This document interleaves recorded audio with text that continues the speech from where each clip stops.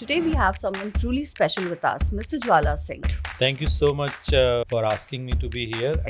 He is not just a coach but a creator of cricketing stars, a mentor, and a man who's faced his own battles in life. From shaping Yashasvi Jaiswal's cricketing career, Yashasvi Jaiswal's special. Make it 3 in a row. Clubs it. That's a very, very good option. आपने काफ़ी कुछ investment किया यशस्वी को आगे बढ़ाने में या जहां वो है वहां पहुंचाने में, but at the end of the day उनका कॉल टू फेम होता है विद द पानीपुरी स्टोरी. और वो उसके कुछ साल पहले मुंबई आया था और मैं ज़्यादा बात नहीं करता था, मैं ज़्यादा पास्ट में जाता नहीं, like to be in present. मैंने बहुत सारे ऐसे ऐसे टफ टाइम देखे हैं ना, मुझे पता नहीं था कि आज डिनर कहाँ होगा. और कहीं ना कहीं सिस्टम जो है ना हमारे कंट्री में, ऐसा अभी भी मैं बोल सकता हूँ कि वो स्पोर्ट्स फ्रेंडली नहीं है जो होना चाहिए. बट आज जब मैंने बना दिया तो मुझे लगता है मैं तो अभी भी वहीं खड़ा हूँ. फ्रैंकली स्पीकिंग मैं कभी कोच नहीं बनना चाहता था.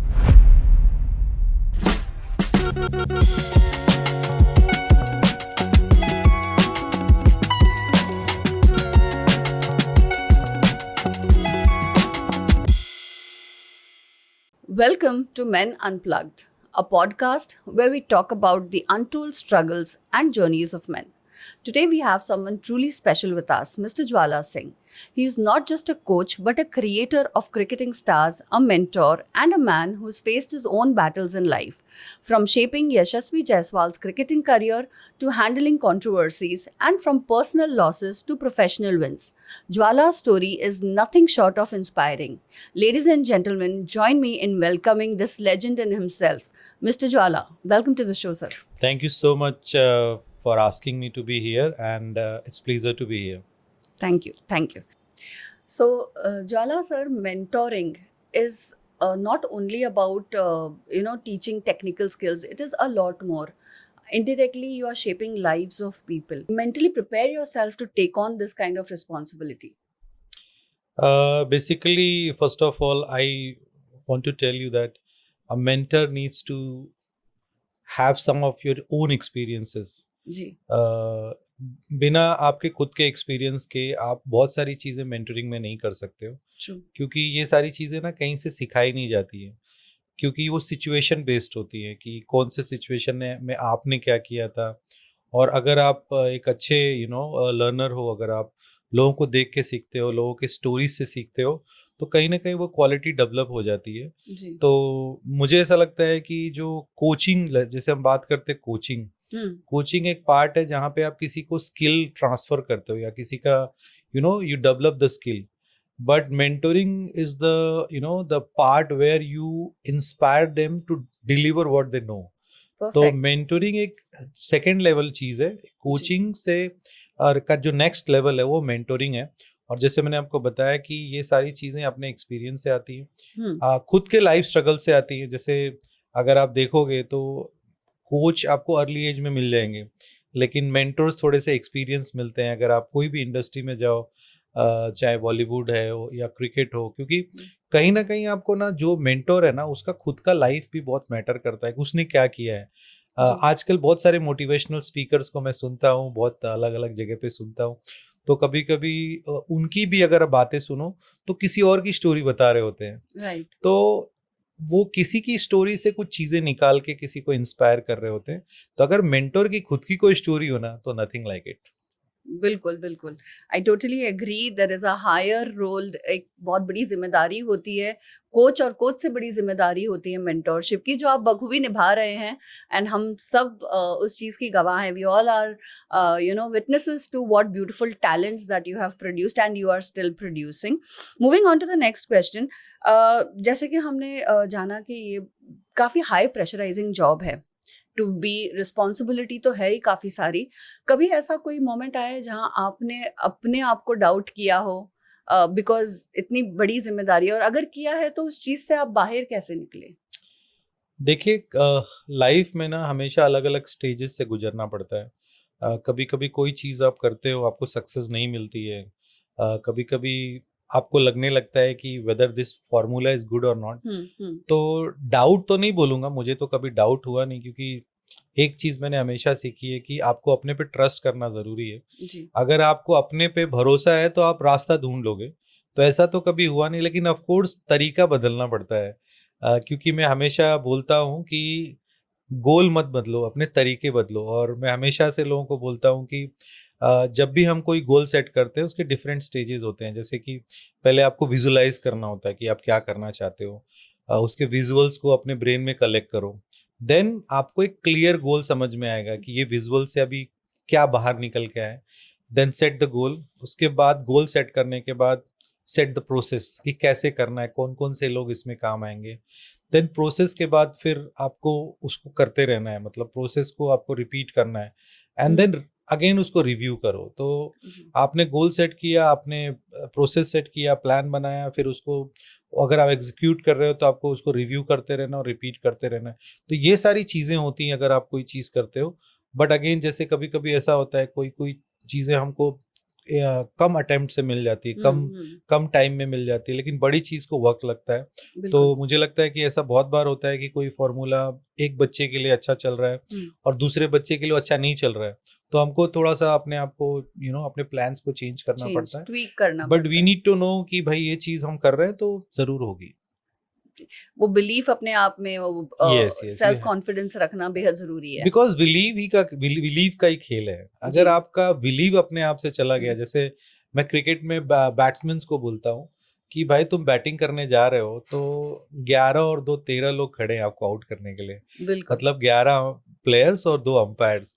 तो वहां पे आप अकेले खड़े हो। जी। और अगर कभी आप किसी ऐसी मैच खेल रहे हो जहाँ पे अपोजिशन जो क्राउड है वो भी आपका नहीं है, तो एक ही इंसान है जो अपने आप पे ट्रस्ट करेगा और जो कर सकता है वो आप हो। आपको तो अगर आपका बिलीव है, आपके ऊपर ट्रस्ट है, तो जरूर आप करोगे। साथ ही साथ कभी कभी मैं बच्चों को कॉन्फिडेंस देने के लिए चीज बोलता हूँ कि अगर आप ही अपने आप पे ट्रस्ट नहीं करोगे तो दूसरा कैसे ट्रस्ट करेगा। बिल्कुल। और वो बॉडी लैंग्वेज में दिखता है। तो मुझे लगता है कि सेल्फ बिलीव जो होता है ना, वो सबसे जरूरी होता है कोई भी काम करने के लिए। बिल्कुल, बहुत बेहतरीन बात कही है आपने। अ, एक और चीज़ जो मेरे दिमाग में इस वक़्त आती है, मेंटोरशिप, क्योंकि ये एक बहुत बड़ा वर्ड है, बहुत बड़ी ज़िम्मेदारी है। एंड मैं ऐसा मानती हूँ कि mentorship is a two way street. Okay, जहाँ आप इतनी एनर्जी और इतना कुछ सिखा रहे हैं बच्चों को, एस्पायरिंग क्रिकेटर्स को, या फिर जिस भी तरीके से, जैसे आपने कुछ देर पहले मेंशन किया, आप चैंपियंस बिल्ड करना आपका नेक्स्ट प्रोग्राम है। सो जब आप वो करते हैं, आई एम श्योर आप भी कुछ ना कुछ उनसे सीखते होगे। कभी ऐसा कुछ मौका आया है जहाँ सिखाते हुए आपने भी कुछ सीखा हो? बहुत ही अच्छा क्वेश्चन है। मुझे लगता है जो मैं आज हूँ because of my students. Okay. क्योंकि जैसे मैंने आपको स्टार्ट में ही बताया कि ये सारी चीज़ें किताबों में नहीं मिलती हैं। तो बेसिकली हम उन्हीं से सीखते हैं। क्योंकि अगर कोई गलती नहीं करेगा तो लर्न आप कर ही नहीं सकते हो। क्योंकि जब तक आप गलती करोगे नहीं, आपको समझ में नहीं आएगा कि क्या वर्कआउट हो रहा है, क्या करेक्ट। वर्कआउट नहीं हो रहा है। तो मुझे लगता है कि मेरे जो स्टूडेंट्स हैं वही मेरे कोच भी हैं। क्योंकि उन्हीं से हम सीखते हैं कि उनकी Right. गलतियों से कैसे उनको सुधारना है। Okay. और जहाँ तक मैंने बताया कि चैंपियन का मेरा नया प्रोग्राम माइंड बॉडी क्रिकेट है। क्योंकि जब मेरे पास लोग आते हैं, बहुत सारे पेरेंट्स आते हैं, बहुत सारे बच्चे आते हैं और एक ड्रीम लेके आते हैं कि उनको क्रिकेटर बनना है, इंडिया के लिए खेलना है, आईपीएल खेलना है, रणजी ट्रॉफी खेलना है। तो मुझे तो पता है ना कि ये चीज़ें सबको नहीं मिलने वाली है। बिल्कुल। Because I am much aware कि यार इसमें से अगर इंडिया की 141 करोड़ की या 144 करोड़ की पॉपुलेशन है, उसमें से मेरा एक हमेशा डिस्कशन होता है कि उसमें से आप मान लो कि 1% लोग अच्छा क्रिकेट खेलते हैं। तो again numbers comes to 1 crore 41 lakhs. 141 से अगर हम करेंगे तो 1 करोड़ 141 लैक्स होता है। उसमें से भी मान लो कि 1% अच्छा खेलते हैं, तो वो कम होके आपकी 14 लाख प्लस हो गई। जी। उसमें भी 1% आप देखो तो समथिंग 14,000 हो गई। और इंडिया में 38 स्टेट के आसपास क्रिकेट खेलते हैं, जिसमें अराउंड 700 प्लस लोग सीनियर क्रिकेट खेलते हैं, यानी रणजी है, सब खेलते हैं। तो कितना डिफिकल्ट है। तो बिल्कुल। जब मैं ये सब सोचता हूँ, जब मैं किसी से बात करते हुए, तो मुझे लगता है कि यार इसको पहले तो देखना है वो कैसा है। उसके बाद उसको अगर इन केस वो उस कैपेबल का नहीं है तो how I can build his life. So मैं ये कोशिश करता हूँ कि अगर वो, क्योंकि क्रिकेट 35 ईयर्स में खत्म हो जाता है, तो हमारी कोशिश ये होती है कि कैसे उसको 70 साल वाला फिगर दिखाऊं कि you Okay. Have to live at this planet around 70 years हमारा एवरेज जी बोल सकते हैं। तो अगले 70 साल आप कैसे अच्छी जिंदगी जियोगे, कैसे अपने साथ अपने लोगों को लेके जाओगे। तो that's how I try to teach. Cricket से भी बड़ी एक दुनिया है जिसको आपको जीना है। तो basically I work on the attitude, क्योंकि मुझे लगता है कि अगर आप देखो कोई भी फील्ड में, तो जितने भी लोग सक्सेसफुल होते हैं, चाहे वो क्रिकेट में हो या बॉलीवुड में हो या बिजनेस में हो, उनका चीजों को देखने का तरीका अलग होता है। They look the things differently, कि उनको अगर कोई भी चीज करना है तो वो कैसे उनका प्रोसेस सेट करेंगे, कैसे वो उन चीजों को आगे लेके जाएंगे। तो अगर आपका एटीट्यूड अच्छा है ना, तो डेफिनेटली आप कोई भी काम कर सकते हो। And that's why always believe कि स्किल से ज्यादा आपका एटीट्यूड इंपॉर्टेंट है। बिल्कुल बिल्कुल। तो यही सारी बातें आप अपने नए प्रोग्राम में डेवलप कर रहे हैं। This is all that you are going to. Yes, because कुछ सालों पहले बहुत सारे मीडिया वाले मेरे पास आते थे और कुछ एक प्लेयर्स का नाम लेते थे कि आपने इनको सिखाया उनको सिखाया। तो मुझे अच्छा भी लगता था और कभी कभी बुरा भी लगता था कि अगर मैं कुछ लोगों का क्रेडिट लेना चाहता हूँ या मुझे मिल रही है, तो मैं सिमिलरली जिम्मेदार हूँ और भी बच्चों के लिए ना, क्योंकि मैंने कुछ बच्चों को तो नहीं सिखाया। I have coach more than 5,000 10,000 cricketers और maybe more than that. तो वो बच्चे क्या कर रहे हैं, क्योंकि अगर मैं बोलता हूँ कि मैंने इसको बनाया उसको बनाया, दुनिया मुझे बोलती है। तो similarly I was the coach of so many other kids also, what about them. ये कोई सोचता नहीं है कि हर कोई बस कुछ लोगों के नाम पे जीना चाहता है कि मैंने इसको बना दिया, दैट्स इट।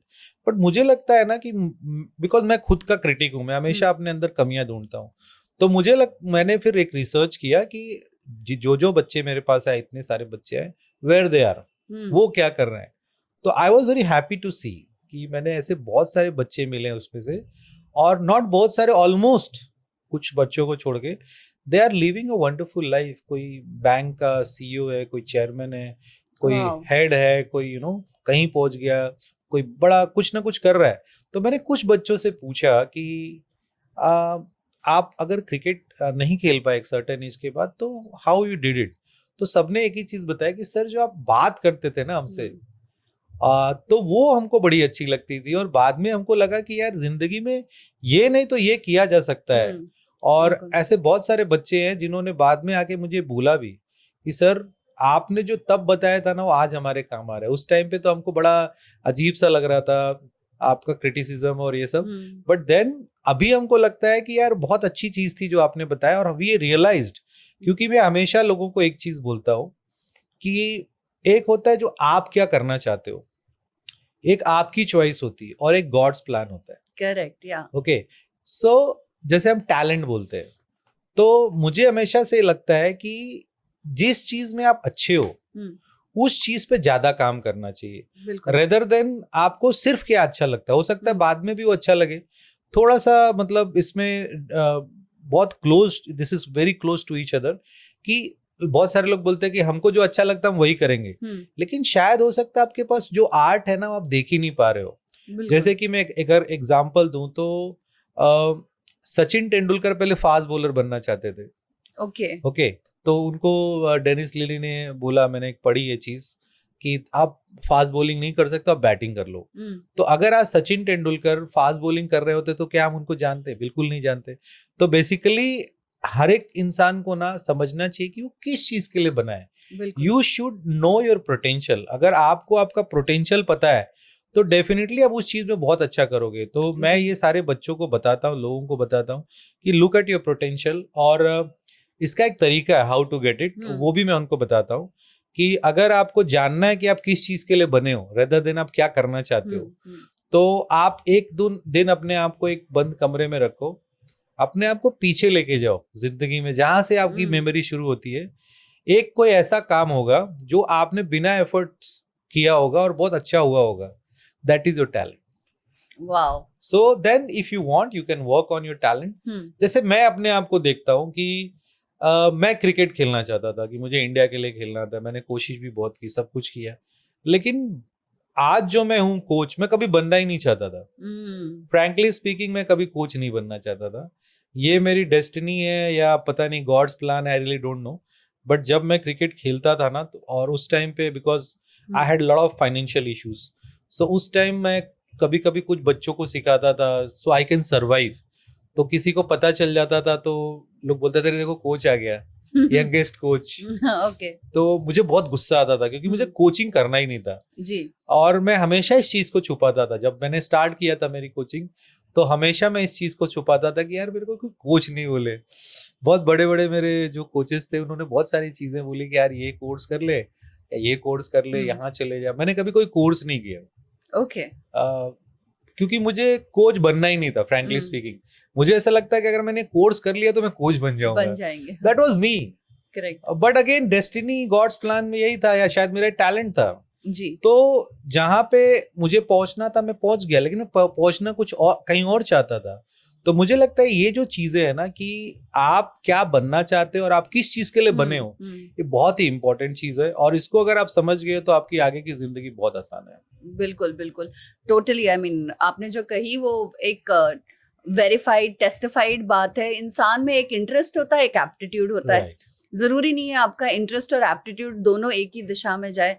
कई लोग जिसमें इंटरेस्टेड रहते हैं उसमें काबिलियत नहीं रखते, और जो काबिलियत रखते हैं उसमें इंटरेस्ट नहीं Interested, रखते। perfect, yeah. So very wonderfully said. Moving on to another chapter of your life. I mean, ज्वाला सिंह की लाइफ काफी बड़ी है, काफी शानदार है। उसमें से एक हिस्सा जो मैं मानती हूँ, which is Yashasvi. Okay, I will have a very short segment on this particular topic because I know there is much more to know about Mr. Jwala and his thought process other than यशस्वी. मेरा सवाल यहाँ पे आपके लिए ये है कि आपने काफ़ी सारी एनर्जी डाली, काफ़ी आपने आपके जो एक्सपीरियंसेस थे, आपके जो टेक्निक्स थे, आपने काफ़ी कुछ इन्वेस्टमेंट किया यशस्वी को आगे बढ़ाने में या जहाँ वो है वहाँ पहुँचाने में। But at the end of the day उनका कॉल टू फेम होता है with the panipuri story. Okay, तो जब लोगों ने उन्हें, ऑफ कोर्स उनकी मेहनत और उनके रन्स के बाद अगर कोई यशस्वी को जानता है तो वो पानीपुरी वाली स्टोरी से। तो दो सवाल आपके लिए यहाँ पे। एक तो ये पानीपुरी वाली स्टोरी क्या है, इज इट रियल और नॉट रियल?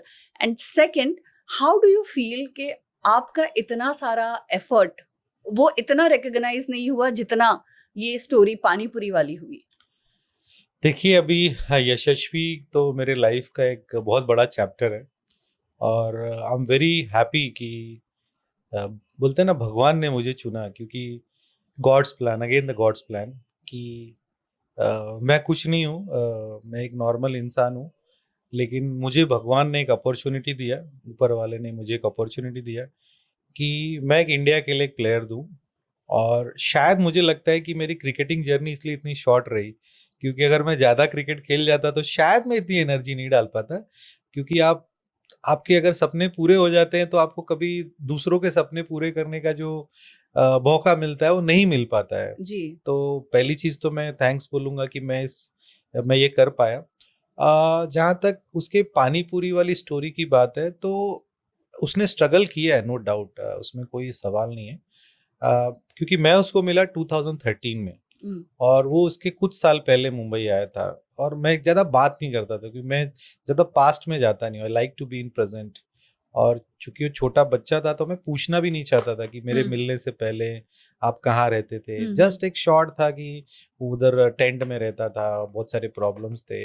और चूंकि मेरी जिंदगी खुद वैसी गुजरी है, क्योंकि मैं जब मुंबई आया 1995 में, और मैं आचरेकर सर को बहुत एडमायर करता था, सचिन और विनोद कामली उस टाइम पे बहुत बड़े नाम थे, और बस इन 3 लोगों का नाम सुन के मैं मुंबई आ गया। तो जब मैं मुंबई आया तो उस टाइम पे कुछ भी नहीं था मेरे पास। मेरे फादर को बड़ी मुश्किल से कन्विंस किया, और मैं पढ़ाई में बहुत अच्छा था, 1 नाइट स्टूडेंट था और ब्रिलियंट स्टूडेंट। मेरे फादर मुझे IAS ऑफिसर बनाना चाहते थे। तो जब मैं मुंबई आ गया बिना कुछ सोचे समझे, मतलब कोई प्लान ही नहीं था मेरा, बस ये था कि मुंबई चला जाऊंगा और पिक्चर देखता था लोगों के, गोविंदा वगैरह के, और सोचता था ऐसी कोई मिल जाएगा और मैं आगे चला जाऊंगा। दैट वाज मी। तो मैं मुंबई आ गया, और बाद में जो मेरे साथ जो स्ट्रगल हुआ ना वो बहुत ही डिफिकल्ट था, क्योंकि पहले 2 साल मेरे फादर ने मुझे हेल्प किया, और मुझे फिर घर की जो मेरी परिस्थिति थी ना वो देख के मुझे लगा कि मुझे अपने फादर को ना ज़्यादा ट्रबल नहीं करना चाहिए, क्योंकि वो बहुत कम इनकम थी। तो मैंने बहुत सारे हार्डशिप किए। आई मस्ट टेल यू कि मैं तीन साल में 21 जगह पे रहा हूँ. Oh my can you God, imagine कि नॉट 3 years 2 years में मैं 21 जगह पे रहा. बाप रे. Starting from Dadar, Bhayandar, Thane, gym, footpath, Worli, I don't remember even. और वो मेरी जो लाइफ थी ना वो बहुत ही मतलब बहुत टफ थी. और पता नहीं मैं कैसे निकल पाया क्योंकि मेरे पास पैसे नहीं थे, ना रहने के लिए जगह थी. और मैं चूंकि क्रिकेट भी इंजरी हो गई थी मुझे 2 साल के बाद, 2-2.5 साल के बाद, तो मैं क्रिकेट भी नहीं खेल रहा था, तो मेरे पास होप भी नहीं था. लेकिन ये जिद थी कि मुझे जिंदगी में कुछ बनना है. तो लोगों ने ना मुझे बहुत क्रिटिसाइज किया कि गाँव चले जा, तेरे पास तो कुछ है ही नहीं, खेती कर ले, तेरी जिंदगी बर्बाद हो गई है, XYZ. तो चूंकि मैं वो सब चीज देखा था, तो बिकॉज आई एम सेइंग क्योंकि यशस्वी से कनेक्टेड है, जी. तो जब मैं उसको मिला तो मैंने ये सारी चीजें देखी हुई थी जो वो 1 या 2 साल उसने किया था जब वो आजाद मैदान में रहता था. तो मैं ना उसको कनेक्ट कर पाया कि रियल में इस बच्चे का जो स्ट्रगल है ना ये है. क्योंकि जब तक आप वो चीज करोगे नहीं ना, आपको पता ही नहीं चलेगा कि वो पेन क्या होता है, बिल्कुल. माँ बाप के बिना रहना क्या होता है. और अगर आप खेलना चाहते हो, आपको कोई खिला ही नहीं रहा है, आपको कोई सपोर्ट ही नहीं कर रहा है, आपको क्रिकेट के किट नहीं है, खाना नहीं है, रहना नहीं है, आप नहीं कर सकते हो. अगर आपके बिल्कुल. पास रहना नहीं है, खाना नहीं है, कोई कोच नहीं है, तो आप कितने भी टैलेंटेड हो आप नहीं कर सकते. क्योंकि वो मैंने जी. देखा हुआ है. जी. क्योंकि मैं भी एक अच्छा प्लेयर था at that point of time. But बाद में जब मैं सिलेक्ट नहीं होता था या मैं मैच में मुझे बॉलिंग कम मिलती थी, तो मुझे समझ में नहीं आता था, बच्चा था. तो जब मैं बॉलिंग डालता था तो कभी 3 ओवर, कभी 4 ओवर, कभी 5 ओवर, और मुझे बॉलिंग नहीं दिया जाता था, मुझे साइडलाइन कर दिया जाता था. तो मैं अपने सीनियर्स से पूछता था कि मैंने क्या गलत किया है, 3 ओवर्स में 2 विकेट्स लिए हैं और यह सब किया है. तो बोलते थे नहीं, 5 विकेट निकलने का ना, 5 ओवर में 5 विकेट निकलने का, तभी तेरे को आगे खिलाएंगे. तो उस टाइम में मान लेता था और मेहनत करता था और बॉलिंग करता था. तो उस प्रोसेस में मैंने अपने बॉडी को बहुत तकलीफ दी और मैं इंजर्ड हो गया. Anyways, that is my story. तो जब मैंने यशस्वी को देखा 2013 में, मैंने उसको देखा, तो मुझे पूरा का पूरा समझ में आ गया कि यार लड़के के साथ सेम हो रहा है जो मेरे साथ हुआ है. तो उस दिन मैंने ये निश्चय किया, क्योंकि मेरा भी एक क्योंकि मैं आपको बता दूं, मेरे फादर है ना, जब मैं गोरखपुर जाता था मेरे से पूछते जरूर थे कि तुम्हारा नाम कहीं आ नहीं रहा है, तुम खेल नहीं रहे हो. और मुझे अभी भी याद है कि 2003 का वर्ल्ड कप चल रहा था और सचिन तेंदुलकर ने अपर कट मारा और एक छक्का गया शोएब अख्तर को, और मेरे फादर बोले कि बहुत सारे सांप होते हैं लेकिन मड़ी वाला सांप होता नहीं. वो ताना मेरे लिए था. तो मेरे अंदर वो गुस्सा था, स्ट्रगल भी था, गुस्सा भी था, लेकिन क्रिकेट खेलने का होप नहीं था. तो मैंने तभी डिसाइड किया कि मैं किसी ना किसी लड़के को जरूर सपोर्ट करूंगा जो मेरी तरह होगा, जो मेरे जैसा सोचता होगा. तो जब मैंने वो यशस्वी को देखा तो मुझे वो लग गया, पता नहीं मुझे कहाँ से आया. आप काफी रिलेट कर Yes. गए. तो वो जो उसका स्ट्रगल का बात होता है, बेसिकली मैंने अपना स्ट्रगल इसीलिए बताया कि हर एक को स्ट्रगल से गुजरना पड़ता है. जी. तो 2013 के पहले उसने बताया कि मैंने ऐसी ऐसी चीजें की है, लेकिन 2013 के बाद वो मेरे पास आ गया, रहने के लिए आ गया. और 2013 से लेके 2022 तक वो मेरे घर पे मेरे साथ रहा, मेरे फैमिली के साथ रहा है. और मैंने उसको नॉट एज अ स्टूडेंट, मैंने कभी उसको स्टूडेंट जैसा देखा ही नहीं. मैं हमेशा उसमें अपने आप को देखता था. एंड शायद मोर देन अ सन, क्योंकि वो एक मेरा ड्रीम था, मेरा एक डिजायर था जो मुझे लगता था यार इससे करवाना है बाय एनी कॉस्ट. तो उसको कोई भी हार्डशिप से गुजरना नहीं पड़ा. 2013 के बाद उसको हर चीज उसके पास था. शायद वो चीजें बहुत बड़े बड़े लोगों के पास नहीं, क्योंकि मेरा तब तक मैं भी स्टेब्लिश्ड हो चुका था. जी. उसको जो भी चीजें लगती थी, इनफैक्ट मैं बताऊं तो 2013 के बाद तो कभी वो ट्रेन में नहीं गया है. What life I was living, I tried to give in the same life. और एक चीज और मैं बोलना चाहता हूँ कि जब वो शुरू में मेरे पास आया था, तो मैं एक गाइल शील्ड करके एक टूर्नामेंट होता है मुंबई में, गाइल शील्ड और हैरी शील्ड. तो मुझे उसको प्रमोट करना था, तो मैंने दोनों टूर्नामेंट तक स्पॉन्सर किए, मतलब पूरे प्राइज स्पॉन्सर किए, ताकि वो हाईलाइट हो जाए कि यशस्वी जायसवाल एक लड़का है, क्योंकि उसने परफॉर्मेंस अच्छा दिया था. तो मुझे लगता है कि जो पावर्टी एंगल लोग डिस्कस करते हैं, वो मुझे लगता है कि वो 2013 के पहले की है. और उसके प्रोसेस से, मतलब जो क्रिकेट खेलना उसने शुरू किया 2013 के बाद मेरे साथ, उसका उस प्रोसेस से कोई लेना देना नहीं है. जरूर कुछ मीडिया वालों ने उसको हाईलाइट किया है, बट आई थिंक क्योंकि पानी पूरी की बात तो उसने मुझे भी नहीं बताई थी जब वो मुझे Okay. मिला था। वो कहीं बीच में किसी मीडिया के थ्रू आ गई। इट्स ओके अगर वो उसके वजह से भी फेमस हो रहा है या चीजें आ रही, इट्स फाइन। बट मुझे लगता है कि किसी भी क्रिकेटर के संघर्ष के बारे में बहुत ज्यादा आजकल बातें होती है। बहुत सारे लोग, अगर आप देखो तो आजकल जितने भी लड़के आईपीएल में आते हैं, कोई बोलता है कि मेरे पास ग्लोव्स नहीं थे, कोई बोलता है मेरे फादर ये नहीं करते। तो मैं एक ही चीज बोलूंगा कि बिना प्रॉपर कोचिंग के, बिना प्रॉपर सपोर्ट के, बिना प्रॉपर डाइट के, बिना प्रॉपर रेस्ट के कोई नहीं खेल सकता। और मेरे यहाँ पे बहुत सारे ऐसे बच्चे आते हैं, बोलते हैं सर हम भी ये काम कर लेंगे, आप हमको खिला दो। तो दैट इज नॉट पॉसिबल। आपके पास बिना सुविधाओं के वो चीजें नहीं हो सकती हैं। Agreed, totally agree. सो आपका कहना है कि कहीं ना कहीं वो story was not very real, जो पूरा फोटो था जहाँ पे वो एक बुजुर्ग के साथ खड़े थे। वो एक्चुअली वो फोटो एक जब वो अंडर 19 इंडिया के लिए सिलेक्ट हुआ 2018 में, तो एक्चुअली मैं उस टाइम पे इंग्लैंड गया हुआ था। और नॉर्मली उसके मीडिया के सारे इंटरेक्शंस मेरे थ्रू होते थे कि मैं ही मीडिया से बात करता था। तो एक उसको किसी जर्नलिस्ट का कॉल आया और बोला कि सर यशस्वी ने मुझे कॉल किया कि सर ऐसा ऐसा मुझे कोई फ़ोन किया, मैं उनसे बात करूँ क्या? तो मैंने बोला यस आप बात कर ले, मैं तो इंग्लैंड में था। तो उन जर्नलिस्ट से काफ़ी देर बात किया। और मेरा 2 घर रहते, एक फ्लैट था और एक हमारा मेरा चौल में घर था आसपास।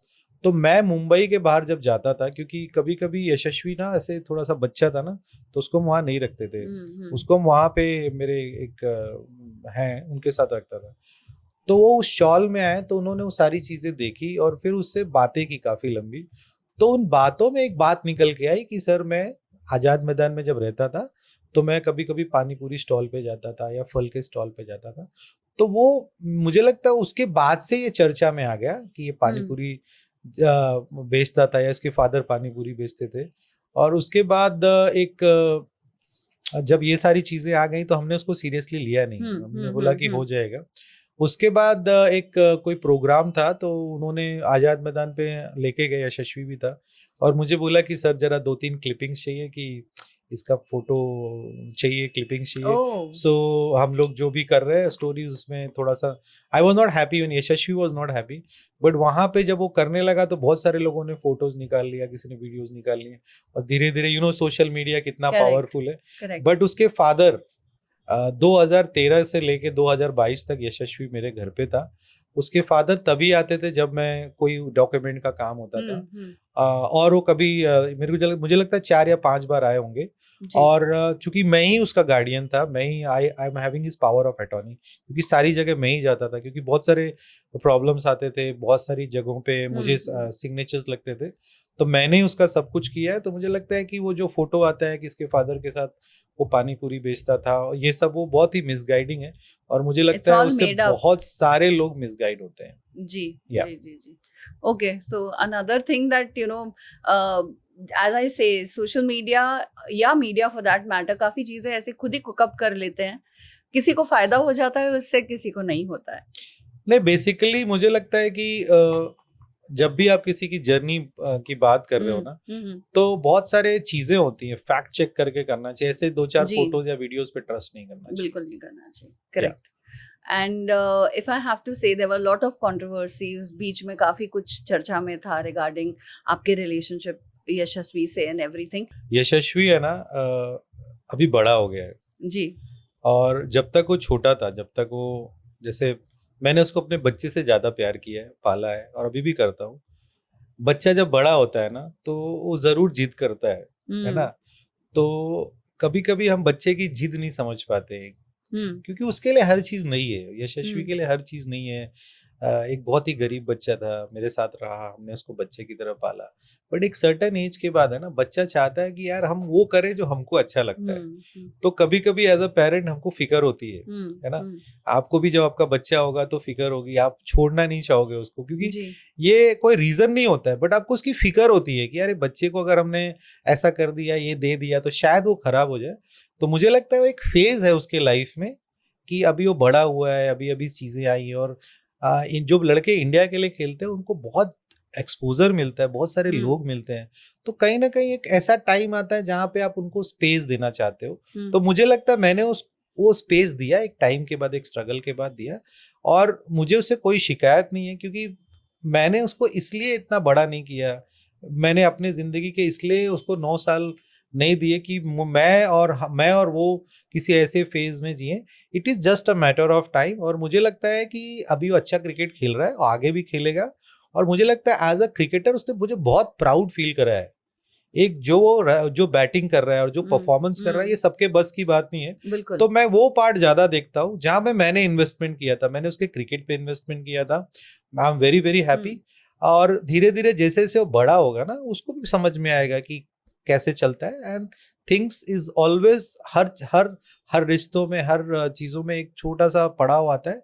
मुझे लगता है वो सब ठीक है, हो जाएगा। I think he is doing good, that's more than enough to me. Wonderful. We take their word on that, and I will now move on asking you a question about your own life. आपने काफी struggle करी है.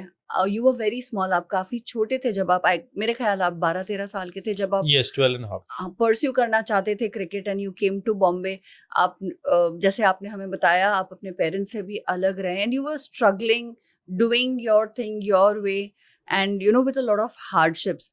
ये सब ऐसी सारी journey करने के लिए आपकी इंस्पिरेशन क्या रही है? पता नहीं, गॉड्स प्लान अगेन।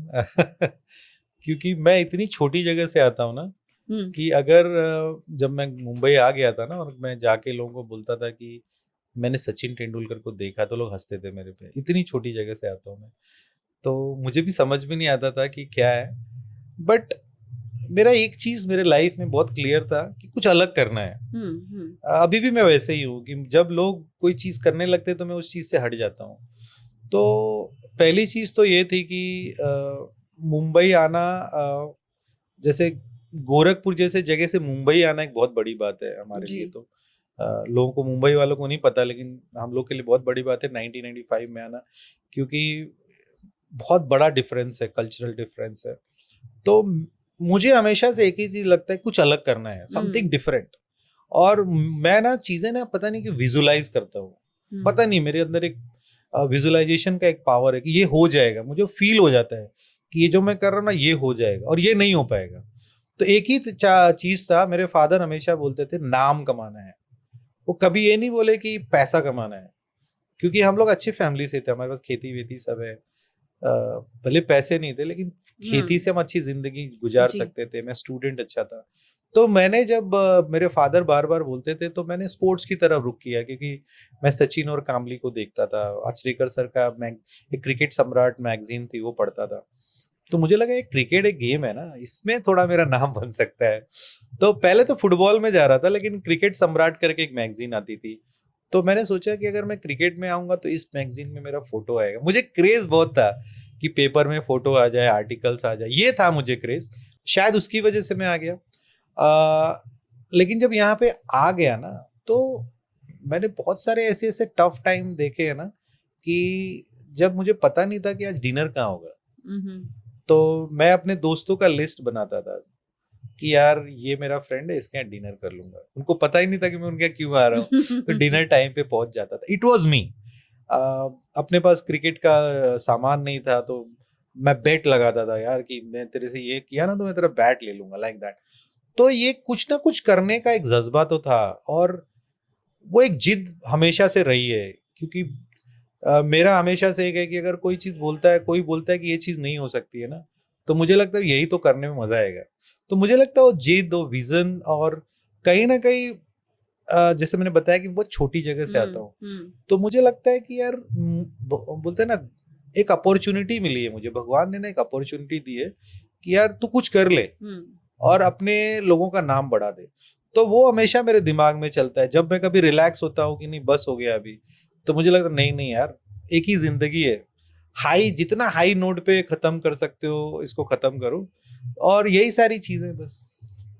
डेफिनेटली। और आपने बहुत जो आपकी जिद थी, जो आपकी चाहत थी, आपने वो काफी हद तक तो अचीव किया। एंड आई एम श्योर जिस तरीके की, जिस पर्सनालिटी के आप है, आपकी चाहत रुकने नहीं वाली है। You are going to go higher and higher. And your life is no, as I mentioned in my introduction, your life is a true example of dedication and perseverance. I have known that from a lot of people who've been along with you, and I've seen and I've read a lot about you. जैसे आपने बताया कि जो नहीं होता है वही करना है। मैं एक बार इंग्लैंड जा रहा था 2000 में, तो मेरा क्रिकेट बहुत ही खराब चल रहा था, तो मैंने सोचा क्या करूँ, क्योंकि मुझे कोई खिला नहीं रहा था। तो मुझे एक ऑफर आया कि इंग्लैंड टूर है और उसमें कुछ 65,000 रुपीज का खर्चा है, और उस टाइम ना मेरे पास सिर्फ 200 रुपए थे। 65,000 मुझे पे करना था टूर के लिए, okay. और मेरे पॉकेट में ना सिर्फ 200 रुपए थे उस टाइम। तो मैंने हाँ बोल दिया। तो मेरे कोच हंसने लगे मेरे पे, बोले पागल हो गया तू, कहाँ से लाएगा 65,000 रुपीज। बोला सर कितना टाइम है? तो बोले पहले तो बोले कि 3 दिन। तो मतलब हो जाएगा। तो बोले कहाँ से लाएगा, चोरी करेगा डायमंड? मतलब हो जाएगा, इट्स ओके। तो फिर मैं हाँ तो बोल दिया, फिर सोचने लगा। तो मैंने कुछ लोगों को फोन किया, तो मैंने बोला ऐसा ऐसा अपॉर्चुनिटी है, मुझे अपना कुछ तो मोमेंटम लाया, क्योंकि मोमेंटम के लेकर मुझे मालूम था कि वहां जाके कोई सिलेक्शन वगैरह में नहीं होगा, लेकिन I wanted some momentum in my life. Correct. तो मैंने 2-3 लोग को फोन किया। तो मुंबई में ना उस दिन बहुत जोर की बारिश हो रही थी और सारी ट्रेनें बंद हो रही थी, और मुझे किसी ने बुलाया था कांदीवली में कि तुम 15,000 का चेक, उस दिन कुछ 30-40,000 उस दिन भरना था, और एक किसी से और XYZ अमाउंट था। तो मेरे दिमाग में यही चल रहा था कि मेरे को कांदीवली कैसे पहुंचूंगा, ट्रेन तो बंद हो गई है। तो मैं कलीना में रहता था, और मैंने उतरा और एक ही बस सामने दिखी, उसमें दौड़ के चढ़ गया, और फिर मैं बस में चढ़ गया और सैंटाक्रूज स्टेशन के पास उतरा तो मेरे पैर फिसल गए और मैं गिर के बहुत लंबा स्किड किया, और मुझे पता ही नहीं मेरे साथ क्या हुआ। उसके बाद मैं चला गया, 3rd या 4th नंबर प्लेटफॉर्म पे ना एक फास्ट ट्रेन थी, तो वो ट्रेन रुकी नहीं, स्लो हो गई क्योंकि ट्रेन बंद हो गई थी। मैं फास्ट ट्रेन में पता नहीं कैसे चढ़ गया, चलती हुई ट्रेन में चढ़ गया, और जब मैं कांदीवली पहुंचा तो पता चला कोई ऑफिस में आया नहीं है। तो पीछे जो एक वॉचमैन था उसने मेरा बैक साइड देखा, मेरा पूरा बैक साइड फट चुका था, पूरा शर्ट फट गया था, ब्लड आ रहा था। तो बोला कि अरे तूने अपना शर्ट नहीं देखा क्या? मतलब क्या हुआ? बोला लगा है। मतलब लगा है, ठीक है। तो मैं गया और फिर मतलब जो मुझे बुलाए थे उन्होंने मेरी हालत देखी, तो बोले नहीं मैं ऑफिस आता हूँ। उन्होंने चेक साइन करके दे दिया। एनीवेज मैं चेक वेक लेके आ गया, अंधेरी से बांद्रा तक पैदल आया, चल के आया, बस बंद था, और फिर मैंने दिया और मुझे पता चला कि यार वो तो टाइम निकल गया, आप लेट हो गए हो। Oh my God. राइट। तो मैंने बोला नहीं अभी जाना है तो जाना है। तो मैंने बोला किसी और टीम के साथ जाऊंगा। तो मैंने दूसरी टीम से बात किया और फिर मैं गया और 65,000 की जगह मैंने 1,05,500 रुपए इकट्ठे किए 20 डेज में। आई डोंट नो हाउ, बस हो गया। मैं अपने फाइल्स लेके कहीं भी पहुंच जाता था, दिखाता था, बोलता था यार ऐसा ऐसा है। तो मैं जो बोलना चाह रहा था कुछ और है। तो मैं एक सिक्योरिटी कंपनी के पास गया, एक सिक्योरिटी एजेंसी है, तो उसके ऑफिस में चला गया और उनके ओनर से मिला। तो उन्होंने पहले देखा और बोलो पागलपन तो था ही, no doubt, they were right, I was not right. तो उन्होंने बोला कि उन्होंने थोड़ा मुझे कुछ बोला, तो मैंने बोला देखो ये मेरा चेहरा ना याद कर लो, ठीक है, और मैं आपको एक मौका दे रहा हूँ मेरे साथ जुड़ने का। आई डोंट नो, मतलब पता नहीं कहाँ से एटीट्यूड आता है। बोला आपको एक ना सर मौका दे रहा हूँ ना मेरे साथ जुड़ने का, ये चेहरा याद कर लो, कुछ सालों के बाद ना आप बोलोगे इस लड़के को मैं मिला हूँ। तो मैं ये बोल के आ गया। फिर उन लोगों का ना अभी जस्ट 2 साल पहले मुझे फोन आया, पता नहीं कहाँ से नंबर निकाला, बोला आई एम सॉरी, मैं शायद उस टाइम पे तुमको सपोर्ट करना चाहिए था, आई रिग्रेट। तो ये एटीट्यूड जो होता है ना, पता नहीं कहाँ से आया, और मुझे लगता है इसी वजह से जो भी आज हो रहा है ना वो है। Beautiful story out there, thank you so much. So Jwala sir, हमने काफ़ी बातें की about cricketing and about the cricketers that you made. थोड़ा सा हम गियर शिफ्ट करते हैं और आपकी पर्सनल लाइफ की तरफ आते हैं। इस पूरी कॉन्वर्सेशन में आपने कई बार जिक्र किया अपने पिताजी का, आपने कई बार बताया कैसे उनकी बातें आपको प्रभावित करती थी, इन्फ्लुएंस भी करती थी और अफेक्ट भी करती थी। सो हाल ही में एक मूवी आई थी एनिमल, जहाँ पे फादर सन रिलेशनशिप को काफ़ी मैं नहीं कहूँगी ब्यूटिफुली बट काफ़ी हाईलाइट किया गया था। तो यहाँ पे मैं समझना चाहूँगी आपके पिताजी का रोल आपकी लाइफ में कैसे रहा है, और जब वो नहीं रहे इस दुनिया में, उस चीज़ से आप कितना अफेक्ट हुए थे? मैंने एक्चुअली वो मूवी नहीं देखी है, लेकिन आप जिस तरीके से बात कर, मुझे लगता है कहीं ना कहीं बहुत बड़ा इमोशन होगा, क्योंकि एक मैं वर्ड यूज करता हूँ, पावर ऑफ इमोशन। जी। आपने अमिताभ बच्चन के भी बहुत सारे मूवीज देखे होंगे, ये मैं अपने स्पीच में बोलता हूँ कि जो भी दुनिया में ना लोग बड़ा काम करते हैं ना कोई ना कोई उनको ठेस जरूर पहुंची होती है, या शायद उनका एम्बिशंस बहुत हाई होते हैं। तो एम्बिशन भी एक इमोशन है, दर्द भी एक इमोशन है, एंगर भी एक इमोशन है, ग्रीड भी एक इमोशन है। तो अगर आप अपने इमोशन को ना अपने प्रोफेशन या अपने काम से जोड़ दो, तो आप बहुत तेजी से आगे जाते हो, क्योंकि एक फोर्स है, इमोशन एक फोर्स है। तो बेसिकली मुझे लगता है कि जैसे अब मेरी लाइफ अगर मैं ले लूँ, तो मैं एक चीज़ बहुत रिग्रेट करता हूँ अपनी लाइफ में, क्योंकि जब मैं 1995 में मुंबई आया था, और मैं सबसे ज़्यादा अगर किसी से प्यार करता था या करता हूँ अभी भी, कहीं पे भी हूँ, मेरे फादर, वो मेरे फादर थे। क्योंकि जब मैं उनको देखता था ना, तो उनकी जो मेहनत है ना, जो हमारे लिए प्यार था, वो कभी भी ना मुझे लगता है उनको बहुत कम कपड़े थे, कुछ एक कपड़े थे जो कभी अपने लिए नहीं लेते थे, लेकिन मैं उनको बोल देता था या हम में से कोई बोल देता था कि ये लाओ वो लाओ, तो पीछे पड़ जाते थे। तो वो सारी चीज़ें हमेशा दिमाग में घूमती थी या घूमती हैं। बट मैं 1995 में जब मैं मुंबई आ गया, और सीधा मैं जो भी कर रहा था अपने लाइफ में, मैं अपने फादर के प्राउड के लिए कर रहा था। और वो हमेशा बोलते थे कि जब मैं मुंबई आ गया तो बोलते थे कि मेरे स्टाफ वाले, मतलब वो वेटरनरी डॉक्टर थे, बोलते हैं कि अरे तुम्हारा लड़का तो क्रिकेट में आ गया है और तुम तो करोड़पति हो जाओगे। ये उनके वर्ड थे। तो मुझे नहीं समझता था करोड़पति और ये सब क्या होता है, और तुम्हारा नाम हो जाएगा, सारे इलाके में लोग आपको जानने लगेंगे। तो कहीं ना कहीं उनका चेहरा हमेशा मेरे सामने रहता था। और मैं, जैसे मैंने बताया, मैं रिग्रेट करता हूँ कि 14 साल मैंने उनके बिना गुजारे। और किस लिए गुजारे? ताकि मैं अपने फादर को खुश कर सकूं। बट अनफॉर्चुनेटली जब मैं ऐसी पोजीशन पे आया तो वो हमारे साथ नहीं है। तो इसके वजह से मैं बहुत सारे बच्चों को बोलता भी हूँ कि बच्चे अपना घर छोड़ के मत आओ, क्योंकि तुम जिनके लिए कोशिश करो वो आपके साथ रहने चाहिए, तभी उस जिंदगी का मजा है। तो ये मेरा एक रिग्रेट है जो शायद हमेशा रहेगा, क्योंकि मैं ये समझ नहीं पाया, क्योंकि मैं जब 13 साल का था तब मैं मुंबई आ गया। और 13 साल की एक ऐसी एज होती है ना जहाँ पे आप चाहते हो कि आपके अपनी फैमिली के साथ रहो, बिल्कुल, क्योंकि वो बचपना है आपके अंदर है। बिल्कुल। आप सोचते हो कि यार शाम को माता पिता या फादर मदर घर पे आए, उनसे बातें करो। बट मेरे साथ ऐसा नहीं हुआ। मैं 13 साल की एज से आज तक, मतलब 2014 बिफोर आई गेट मैरिड, मैं अकेला रहा हूँ। तो जब मेरे फादर चले गए ना, तो मुझे इस चीज का एहसास हुआ कि मैंने क्या खो दिया है।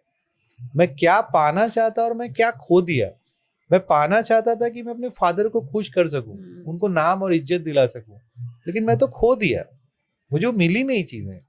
उसके बाद मुझे रियलाइजेशन हुआ कि जिंदगी में क्या चीज की ज्यादा प्रायोरिटी देनी चाहिए। तो कहीं ना कहीं जो मैं कर रहा हूँ अभी भी कहीं ना कहीं वही है, क्योंकि मैं ऑन कैमरा बोलना चाहता हूँ कि मैं अपने फैमिली को साथ रखना चाहता हूँ हमेशा। क्योंकि मैं ये मानता हूँ कि ये मैं शायद उन लोगों के लिए नहीं कर रहा हूँ, मेरे रिश्तेदारों के, मैं अपने फादर के लिए कर रहा हूँ, क्योंकि मेरे फादर का नाम खराब नहीं हो कहीं पे कि उनके बच्चे ऐसे हैं या वैसे हैं। तो मेरा उनके साथ एक बड़ा अलग रिलेशन था। और जिस दिन मुझे पता चला 10 नवंबर 2009 को उनकी डेथ हुई, तो मैं 2-3 दिन तो बड़े अजीब माइंड स्टेट में था, समझ में नहीं आ रहा था। उसके बाद 6 महीना मैं डिप्रेशन में था, मुझे समझ में नहीं आ रहा था क्या हो रहा है। और मुझे लगता है कि बहुत सारी चीजें पाने की के बोलते हैं ना, एक एम्बिशन में मैंने एक बहुत बड़ा मेरा जो टाइम मेरे फादर के साथ गुजारना चाहिए था या फैमिली के साथ गुजारना चाहिए था, वो मैंने खो दिया। ये चीज तो है। करेक्ट। जी, बिल्कुल। वो वक्त नहीं आता, और ऑफ कोर्स हम तो कोशिश में लगे हैं, लेकिन उसमें हम क्या गवा रहे हैं हमें उस वक्त रियलाइज नहीं होता। एक और चीज़ आपने जो अभी कही थी कि आप यशस्वी से इतना रिलेट कर सके बिकॉज आप उसमें अपने आप को देखते थे, उसकी हार्डशिप्स में आप अपनी हार्डशिप्स को देखते थे, you could relate so much to it. तो ये कहना कहीं गलत नहीं होगा कि जो आपका बॉन्ड अपने फादर साहब से था, आपने वही तरीके का बॉन्ड यशस्वी से जोड़ा था। सो अगर young Jwala as a son and Yashasvi as a son, इनमें क्या कुछ अंतर है? देखिए, मैंने एक चीज जरूर समझा कि मैं यशस्वी को पालते हुए एक चीज भूल गया कि उसके माता पिता जिंदा है। ये चीज मैं आपको बोलता हूँ, क्योंकि मैंने कभी सोचा नहीं था कि मैं किसी और के बच्चे को पाल रहा हूँ। क्योंकि वो फीलिंग अगर आ जाती ना, अगर आप किसी को पालते हो या किसी को इतना क्लोज लाके आप ये समझो कि यार इसके माँ बाप हैं, फ्यूचर में क्या होगा, वो लोग क्या करेंगे, मैंने ये चीज कभी नहीं सोचा। मैं हमेशा से यही सोचता था कि यशस्वी इज मोर देन अ सन जी। और इनफैक्ट मुझे हमेशा से लगता था कि मेरी एक बेटी है और एक मेरा बेटा है। And That's so Yashasvi sweet. Was my, बोलते हैं ना, इल्डेस्ट सन। क्योंकि आप अगर किसी बच्चे को उठा के आप अपने घर पे लाते हो, अपने फैमिली के साथ रखते हो, उसको हर जगह लेके जाते हो, उसको सब कुछ देते हो, और इनफैक्ट वो भी वैसे ही था। क्योंकि मुझे अभी भी याद है कि जब हमारे घर पे कोई आता था तो लोग पूछते थे, मेरी वाइफ से पूछते थे, अरे ये कौन है? तो मेरी वाइफ थोड़ा बताती थी कि, तो वो बाद में गुस्सा करता था, बोलता था कि सर आप मुझे अपना बेटा नहीं मानते हो, अगर मानते तो आप सीधा बोल देते ना ये मेरा बेटा है। तो हम लोग को बड़ा अच्छा लगता था कि यार इसकी बातें कितनी अच्छी हैं। और मुझे अभी भी कुछ चीज़ें ऐसी याद है कि एक बार जब वो रणजी ट्रॉफी वगैरह खेल गया थोड़ा सा, तो बोलता था सर ये घर बहुत छोटा लगता है। तो मैंने उसको बोला कि देख भाई, अभी मेरे पास तो कुछ है नहीं, क्योंकि अभी मेरी जो है यही है, 2 BHK था हमारा। तो बोलता था कि सर ये घर छोटा लगता है, और मेरा बड़ा सारा सामान, उसका सामान वामान था, बहुत सारे किट बैग्स थे। तो वो बोलता था कि सर दूसरा घर ले लेते हैं। तो मैं बोला भाई मेरे पास तो भी इतना पैसा नहीं है। और तो बोलता था अरे सर आगे तो लेंगे ना हम लोग, जब मैं कमाऊंगा तो क्या करोगे? तो तब मैंने उसको बोला अच्छा तेरा जब होगा तब देखा जाएगा, मैं ये फ्लैट सेल कर देता हूँ और ले लेते 3 BHK। तो बोला नहीं सर ये फ्लैट नहीं बिकेगा, कायरा का इसमें बचपन गया है, मेरी बेटी का यहीं पैदा हुई है। तो मुझे सुन के बड़ा अच्छा लगा कि उसकी सोच इतनी अच्छी है, मतलब he thinks he is my son. तो ये चीज है कि हमारी जो बाउंडिंग थी वो भी हमारे लिए अच्छा था। बट कहीं ना कहीं मैं ये भूल गया बाद में कि यार ये मेरा बच्चा तो है नहीं, ये तो किसी और का है। एनीवेज, तो मुझे लगता है कि अब ये बड़ा मुश्किल है बोल पाना, बड़ा डिफिकल्ट हो, मैं सोच रहा हूँ इसका क्या जवाब दूं। उसके रिलेशन उसके माँ बाप के साथ बहुत अच्छे हैं जी। मतलब मैं जो उसका प्यार उसके माँ बाप के लिए देखता हूँ वो मुझे अच्छा लगता है, क्योंकि मुझे लगता है जो माँ बाप आपको पैदा करते हैं ना और बड़ा करते हैं ना, उनसे ज़्यादा कष्ट शायद ही कोई उठाता हो। क्योंकि एक माँ जो होती है ना, वो उसको भी नींद आती है ना, लेकिन अगर बच्चा रोता है तो उठ के उसको दूध पिलाती है, बच्चा छोटा होता है उसको केयर करती है। तो मुझे लगता है उसके माँ बाप का ना हक बनता है कि यशस्वी उनके लिए बहुत कुछ करे, उनको खुश रखे। क्योंकि वो भी मे बी जैसे मैंने बताया कि मैं 13 साल के बाद अपने माँ बाप के साथ नहीं रह पाया, तो वो भी नहीं रह पाया। तो I am very very happy कि वो अपने माँ बाप के लिए कर रहा है, इज डूइंग गुड। और मुझे लगता है उसको अपने माँ बाप के लिए बहुत अच्छा करना चाहिए। और मैं तो क्या, मैं तो स्टेबल आदमी हूँ, मैं अपना चला रहा हूँ, अच्छा चलता रहेगा। और जैसे शायद मेरे रिलेशन है मेरे फादर के साथ थे, उसके रिलेशन भी उसके फादर के साथ अच्छे, तो I think he is also doing it with his family. मैंने भी जो मेरे से बन पाया किया, उसको भी करना चाहिए। Wonderful wonderful. Now the other topic that I wanted to discuss with you, जो एक चीज़ मैं आपकी राय जानना चाहती हूँ, आजकल आपने देखे होंगे काफ़ी खबरों में भी है about men going through a lot of pressure in life, काफ़ी कुछ स्ट्रगल जैसे आपने बताया हम सभी करते हैं, सभी गो थ्रू करते हैं, लेकिन जहाँ थोड़ी सी कंपैरिजन की बात आ जाती है या थोड़ी बायसनेस की बात आ जाती है, आपको लगता है कि देयर इज अ लॉट जो मेन फेस कर रहे हैं लेकिन बोल नहीं पा रहे और सफर कर रहे हैं उस वजह से? देखिए जो होता है ना, लाइक सोसाइटी में हमेशा मर्दों को ना बड़ा स्ट्रॉन्ग माना जाता है जी ऐसा लगता है कि मर्द, अरे ये तो बहुत ही फिजिकली स्ट्रांग है, मेंटली स्ट्रांग है। तो उसके ऊपर जैसे हम बातें भी करते हैं कि मर्द का काम है परिवार चलाना, जी और उसमें भी एक और मर्द आता है, बड़ा भाई, बड़ा पुत्र, बिग ब्रदर। उसकी भी वही जिम्मेदारी होती है। हमारे में हमेशा ये होता है कि तुम बड़े भाई हो, तुम्हारा काम है फादर के को सपोर्ट करना, अपने भाइयों का सम्मान करना, संभालना। तो मर्द का दर्द ना लोग समझ नहीं पाते, क्योंकि एक बहुत बेसिक जो चीज़ है ना, जो इंसान समझ नहीं पाता है कि जो मर्द होता है, बहुत सारे लड़के ऐसे होते हैं ना, मैं अपने यंग एज में जब सोचता हूँ, जब मैं 18-19 साल का था, अरे बड़े गुस्से वाले लोग होते थे और वो डोमिनेट करते थे। और आज जब मैं उनको देखता हूँ, जब वो फैमिली वाले बन जाते हैं, तो वही बड़े हिसाब से रहते हैं, बड़ी मतलब उनका गुस्सा पता नहीं कहाँ चले जाता है। तो मैं कभी कभी सोचता हूँ यार कि यार ये आदमी जब एक सर्टेन एज तक कैसा था, उसको कितना गुस्सा आता था, और अब नहीं करता है गुस्सा। तो फर्क यही है कि वो फैमिली वाला नहीं था, आज वो फैमिली वाला हो गया है। तो कहीं ना वो रिस्पॉन्सिबिलिटीज आने के बाद लोग बदलते हैं, और जो मैन की रिस्पॉन्सिबिलिटी होती है वो परिवार चलाने की होती है। और मैन जो होता है ना, वो बहुत सारी चीजें फेस करता है। वो अपनी जिम्मेदारियां निभाते निभाते एक मशीन सा बन जाता है, और बाहर की दुनिया में कितने सारे वो कॉम्प्रोमाइजेस करता है। अपने सेल्फ रिस्पेक्ट कभी कभी लोग खो देते हैं अपनी फैमिली चलाने के लिए। अपने ईगोज तो खैर अच्छा इमोशन नहीं है। तो मुझे लगता है जो आदमी का दर्द है ना, वो लोग नहीं समझ पाते, क्योंकि कभी कभी ऐसा होता है कि लोगों की शादियां होती है, और वाइफ, शादियों के बाद वाइफ आती है, फिर उनकी माँ होती हैं, उनके ब्रदर्स होते हैं, उनके खुद के फादर्स होते हैं। तो घरों में भी ये होता है कि जब शादी होती है, भाइयों की आपस में शादी होती है, तो बहुत सारे लोग आ जाते हैं, और फिर थोड़े बहुत कॉन्फ्लिक्ट्स भी होते हैं, क्योंकि जो लेडीज आती है घर में, वो अलग परवरिश से आई है। मैं नहीं बोलूंगा कोई खराब है या कोई कोई गलत सोच से आता है। तो वो एक सोच लेके आती है। एक औरत जो होती है मर्द के जिंदगी में एक सोच लेके आती है, जिस तरीके से वो बड़ी हुई है। क्योंकि अगर औरतों को देखेंगे तो वो छोटे से, बोलते हैं ना, छोटे दायरे से आती है, मर्द एक बड़े दायरे से आता है। तो बहुत सारे कॉन्फ्लिक्ट भी होते हैं, मर्द उसको भी हैंडल करता है, उसको अपने माँ को भी देखना होता है, अपने फादर को भी देखना होता है, अपने भाइयों को भी देखना होता है। तो ये सारी चीजें जो होती है ना, डेफिनेटली एक मर्द को बहुत मेंटली बहुत अच्छे तरीके से मतलब हैंडल करना पड़ता है, और ये बहुत चैलेंजिंग भी है। जी, आई एम श्योर ये बहुत चैलेंजिंग है और बहुत प्रेशराइजिंग भी है।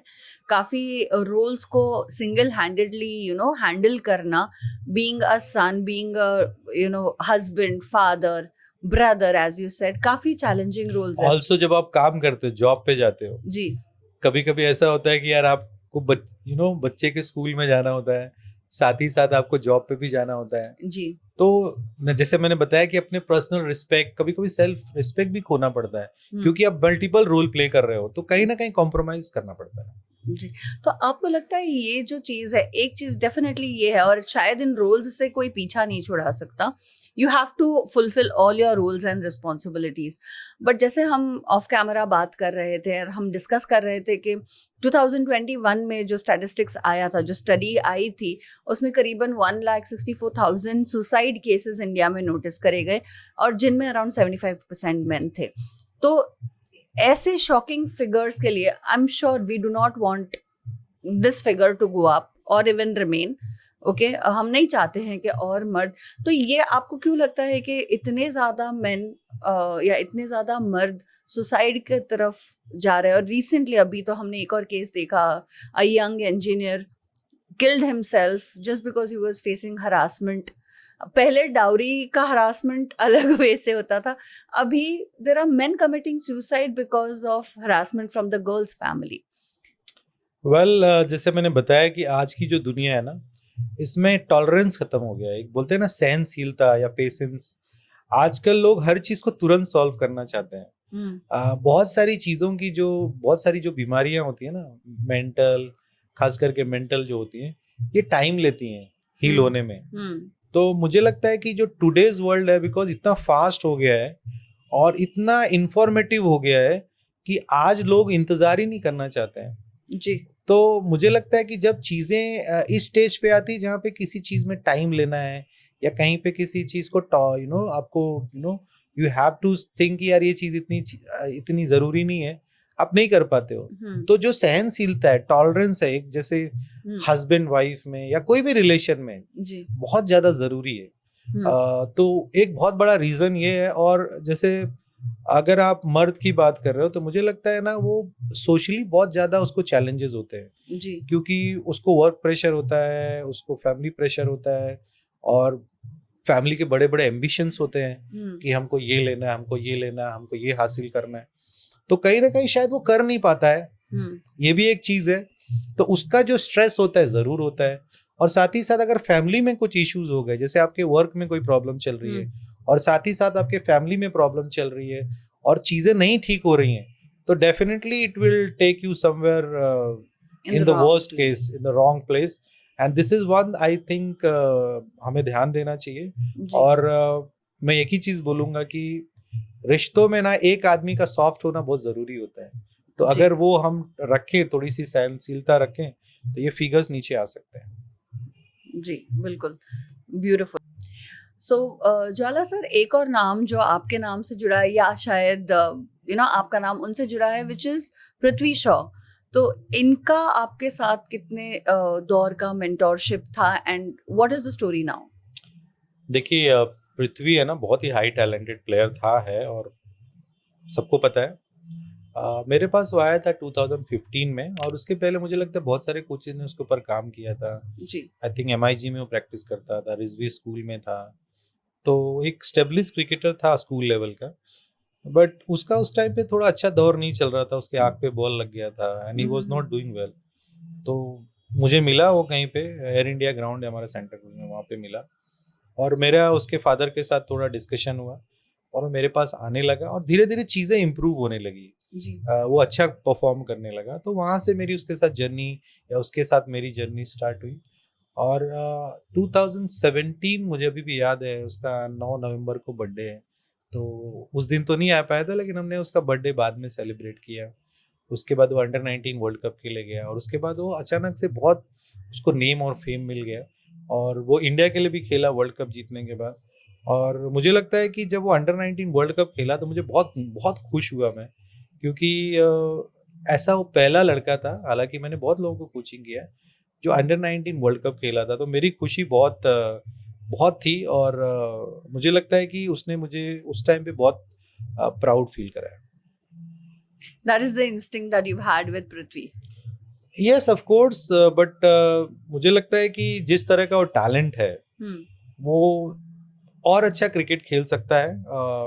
उसको थोड़ी और मेहनत करनी चाहिए, थोड़ा और फोकस्ड होना चाहिए, क्योंकि अभी उसका बहुत सारा एज है। अभी वो 25 ईयर्स का मुझे लगता है।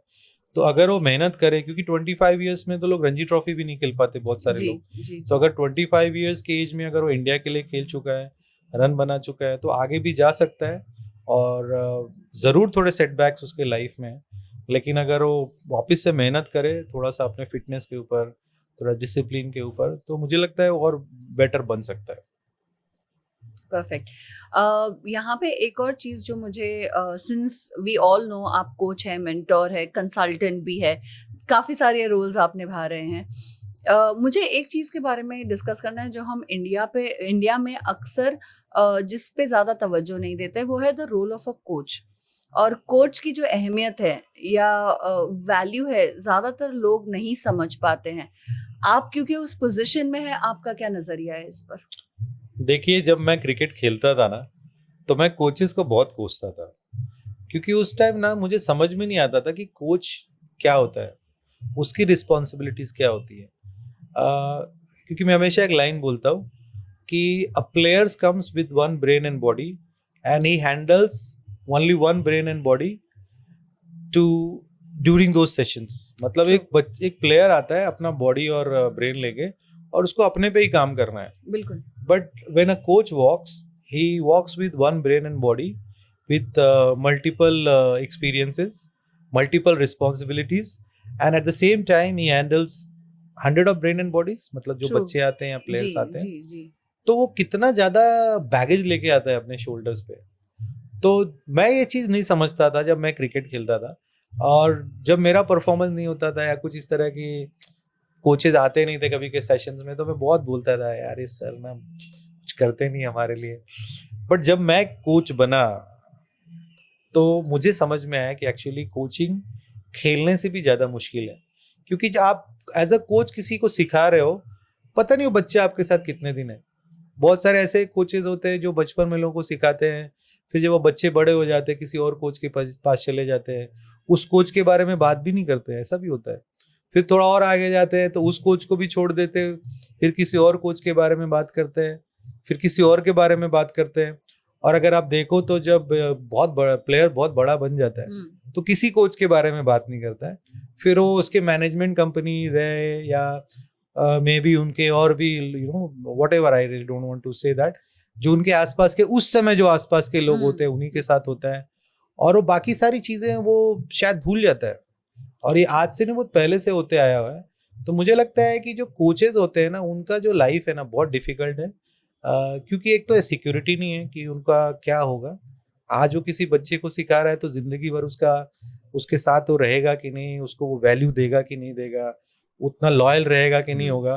क्योंकि मुझे भी अभी एक इंसिडेंट्स, बहुत सारे ऐसे इंसिडेंट्स होते हैं कि प्लेयर्स हमारे पास आते हैं, बहुत सारे मेरे पास अंडर प्रिविलेज बच्चे आते हैं। जब उनके पास कुछ होता नहीं है ना तो बहुत सारे प्रोमिसेस करते हैं, बहुत सारी बातें करते हैं, बहुत सारे चीज़ें ऐसी ऐसी बताते हैं ताकि हम उनके साथ जुड़ जाएं, और बाद में जब वो अच्छे हो जाते हैं तो कुछ डिफरेंट टॉपिक्स पे बात करते हैं। एनीवेज, तो मुझे लगता है कि जो ये कोच वाली जो हैट है ना, ये कांटो भरी है। क्योंकि मैं आपको अगर मैं बताऊं तो कोच नॉर्मली एक कोच की जो एज होती है नॉर्मल 30 के बाद शुरू होती है। तो उस टाइम वो जो बंदा होता है ना, वो एक किसी का पिता होता है, किसी का पति होता है, किसी का बेटा होता है। तो वो ग्राउंड पे अगर उसकी फैमिली में भी कुछ इश्यू है या फाइनेंशियल इश्यू कुछ भी है तो ग्राउंड पे लेके नहीं आ सकता है, क्योंकि बच्चे जो होते हैं ना वो अपने प्रॉब्लम्स लेके आते हैं। ट्रू। अभी जैसे मैं कोचिंग करता हूँ तो मोस्ट ऑफ द टाइम्स मैं अपने अपने किड को स्कूल जाते हुए नहीं देख पाता हूँ, कि मुझे ऐसा लगता है कि यार मैं देख के जाऊँ तो नहीं हो पाता है, क्योंकि 7 बजे हमको ग्राउंड पहुंचना होता है।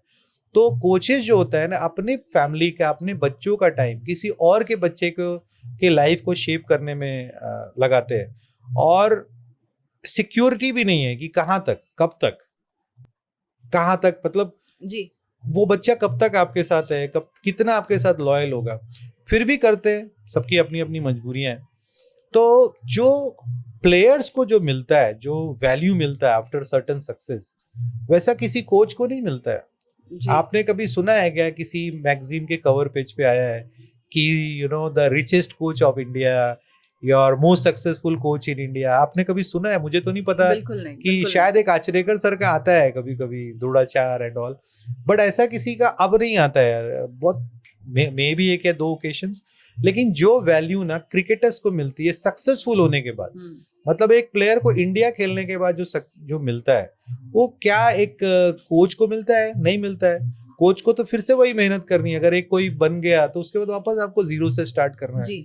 और कहीं ना कहीं सिस्टम जो है ना हमारे कंट्री में, ऐसा अभी भी मैं बोल सकता हूँ कि वो स्पोर्ट्स फ्रेंडली नहीं है जो होना चाहिए। जैसे जब मैं कोचिंग में आया था तो बड़ा इनोसेंट सा था। मैं सोचता था अगर मैंने इंडिया प्लेयर बना दिया तो मुझे गवर्नमेंट बुलाएगी, मुझे अवार्ड मिलेगा, मुझे लोग बुलाएंगे, मुझे रिकॉग्निशन मिलेगी, मे भी शायद कुछ गवर्नमेंट की तरफ से लैंड मिल जाए ताकि मैं कुछ और अच्छा कर सकूं। That was me. बट आज जब मैंने बना दिया तो मुझे लगता है मैं तो अभी भी वहीं खड़ा हूँ।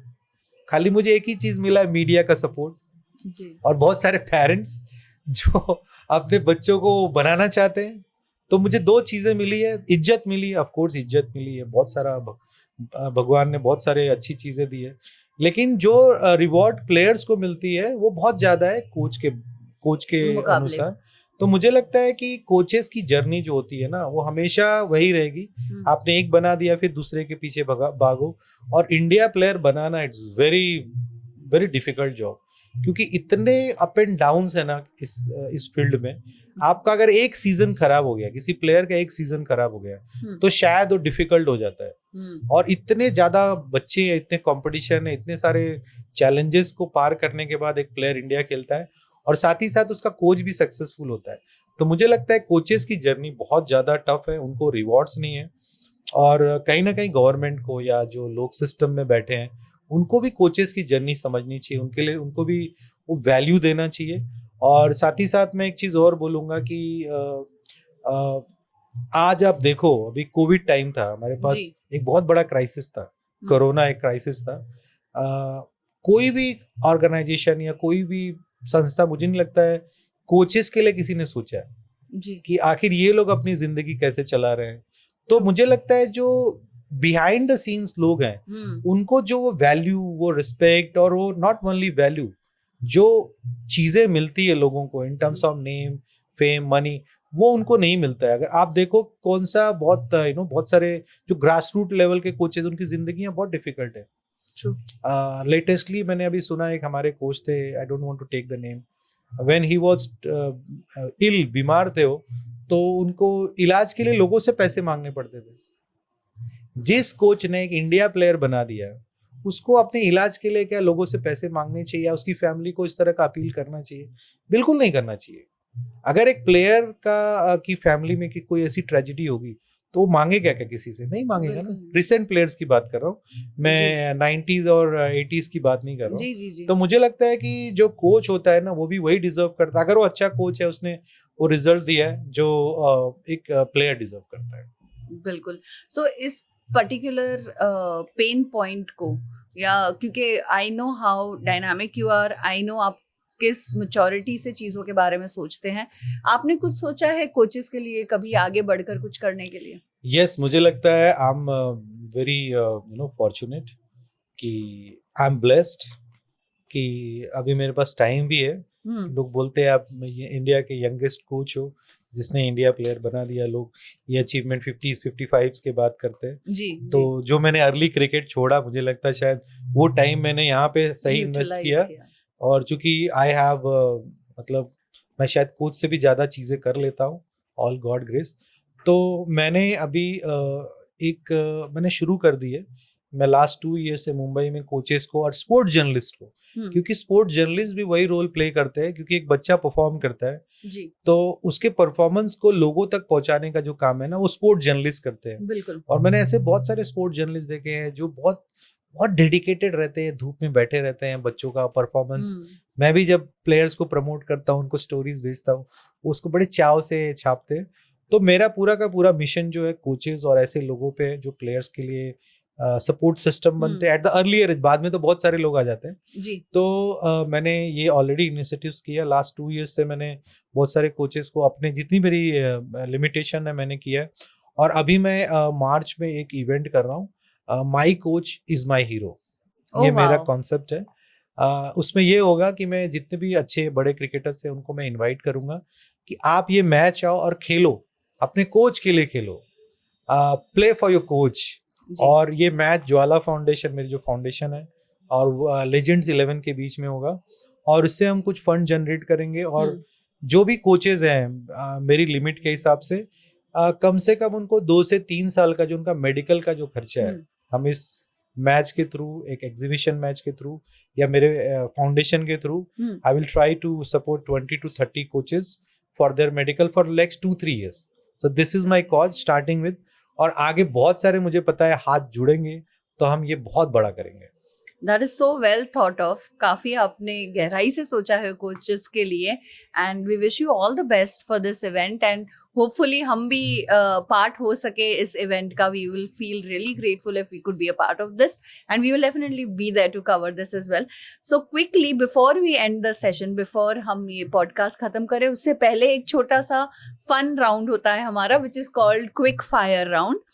कुछ questions आएंगे आपकी तरफ और आपको जवाब देने हैं तुरंत। You don't have to think much about it. Yeah? Yes. So are you ready? Yeah.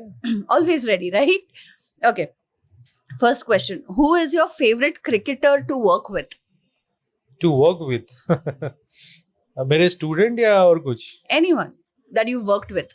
I think Yashasvi होगा, क्योंकि मैंने उसको 9 साल टाइम दिया है, तो डेफिनेटली राइट, हम वही जवाब एक्सपेक्ट कर रहे थे.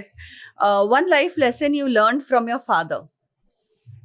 जिद्दी बनो और बड़े सपने देखो और कभी गिव अप मत करो. Beautiful. What's the proudest moment of your career? मुझे थोड़ा सा डिफिकल्ट लग रहा है क्योंकि बहुत सारे मोमेंट्स हैं, बट मुझे लगता है कि जब यशस्वी अंडर 19 इंडिया के लिए सिलेक्ट हुआ था, उस time I was very very proud. One cricket rule you like to change? थोड़ा बॉलर्स के लिए जरूर सपोर्ट होना चाहिए, तो bowler can more bounces. Okay, nice. आपकी favourite cricketing memory as a cricketer? मैं जब मुंबई आया था तो मैंने अपने पहले मैच में 7 बोल्ड निकाले थे. ओह, 7 विकेट्स मैंने लिए थे, 7 बोल्ड थे, तो मुझे लगता है वो हमेशा मेरे साथ रहेगा. एक प्लेयर जो आप फ्यूचर में मेंटोर करना चाहेंगे? अभी तो बहुत सारे हैं, मैं किसी का नाम नहीं लेना चाहूंगा. ऑलरेडी कर रहा हूँ, आपको देखेंगे कुछ सालों के बाद. नाम लेना तो बहुत डिफिकल्ट है क्योंकि मेरे बाकी बच्चे नाराज हो जाएंगे. राइट, और अभी मैं ढूंढ रहा हूँ ऐसे किसी टैलेंट टैलेंट. या correct. What do you do to relax? जब आप कोचिंग नहीं कर रहे हैं तो आप रिलैक्स किस तरीके से करते हैं? स्विमिंग मुझे अच्छा लगता है, हालांकि I am not a good swimmer, लेकिन मुझे पानी में बैठना बहुत अच्छा लगता है, तो मुझे लगता है वो मेरे लिए बड़ा अच्छा रिलैक्सिंग हाँ. होता है. One thing about cricket no one talks about but they should? Coaches के बारे में, जैसे मैंने बताया, स्पेशली Correct. ग्रास रूट लोग कोचेस के बारे में, जहाँ से बच्चे शुरुआत करते हैं. राइट. आपकी फेवरेट स्टेडियम मैच के लिए? Favourite stadium of course Wankhede. हम मुंबई के हैं तो हमको वानखेड़े ही पसंद आएगा. And what is your ultimate dream as a mentor? 11 India players and more than that. Amazing. So with this we end this session. Thank you so much Jwala sir. It was a pleasure having you. काफी कुछ बातें पता चली, सीखे, समझे और cricket की दुनिया के बारे में पता चली. आपका नज़रिया मेंटल हेल्थ की तरफ पता चला. One last piece of advice, अगर आपको हमारे दर्शकों के लिए कोई एडवाइस देनी है जो मेंटल हेल्थ या मेंटली स्टेबल या स्ट्रांग होना चाहते हैं या किसी चीज से गुजर रहे हैं, आप उनसे क्या कहना चाहेंगे? मैं एक ही चीज बोलूंगा कि अगर खुश रहना है तो सबसे पहले थैंकफुल बनो जो आपके पास है, क्योंकि बहुत बार ऐसा होता है ना कि जो चीज हमारे पास है उसकी हम कदर नहीं करते हैं जी. और हम उन चीजों के पीछे भागते हैं जो हमारे पास नहीं है. तो मैं मॉर्निंग में यही करता हूँ. यूनिवर्स ने हमको इतना अच्छा एटमॉस्फेयर दिया है, हवा दिया है, पानी दिया है, और अगर हम स्वस्थ हैं तो I think this is the biggest blessing what we have. और हमें हमेशा थैंकफुल होना चाहिए. और अगर जिंदगी में अगर किसी ने आपको एक दिन भी दिया है ना, तो उसको कभी भूलो मत और जरूर उसके लिए ब्लेस्ड फील करो और थैंकफुल फील करो. Thank you, sir. Wonderful advice. Thank you so much. And it was wonderful hosting you. So if you liked the conversation we had with the legend himself, Mr. Jwala Singh, make sure you hit the subscribe button of Men Unplugged. Also let us know your thoughts in the comment section. और वैसे तो ज़रूरत नहीं है, ये नाम से ही और इनकी अकेडमी नाम से ही फेमस है, बट फिर भी अगर आप इनकी अकेडमी खोज रहे हैं, अगर आप जानना चाहते हैं और कोच होना चाहते हैं through the one and only, I will definitely put up the link of his academy in my description. Make sure you keep watching Men Unplugged and supporting us. Thank you so much.